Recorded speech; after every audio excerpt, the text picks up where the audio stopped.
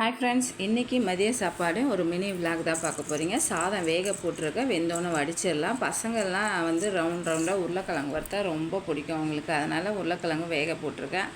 வெந்தோன்னு மசாலா தடவி வறுக்க வேண்டியதுதான். சாம்பாருக்கு பருப்பெல்லாம் வேக வச்சுருக்கேன். அதுக்கு கடுகு, சீரகம், காஞ்ச மிளகாய், பூண்டு போட்டு கருவேப்பிலை போட்டு தாளித்து விட்டாச்சு. பருப்பு, பெருங்காயம், பூண்டு, தக்காளி, சின்ன வெங்காயம் எல்லாம் போட்டு வேக வச்சு நல்லா கொதித்து வந்தோடனே கொத்தமல்லியை தூவி மிளகாய் கிளி சாம்பாரை இறக்கி சாப்பிட்டா செம்ம டேஸ்ட்டாக இருக்கும். அதுக்கப்புறம் மசாலா தடவி வச்சா உருளைக்கிழங்க ஃப்ரை பண்ணி எடுத்துடலான்னு சொல்லிட்டு தோசைக்கல்லில் போட்டு வச்சுருக்கேன். ஒரு பக்கம் ஃப்ரை பண்ணோன்னே இன்னொரு பக்கமும் ஃப்ரை ஆகிடுச்சு, எடுத்தாச்சு.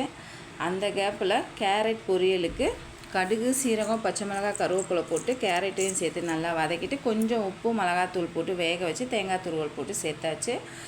கொஞ்சமாக ரசம் வச்சாச்சு. இந்த வீடியோ பிடிச்சிருந்தா லைக் பண்ணி, ஷேர் பண்ணி, கமெண்ட் பண்ணுங்கள்.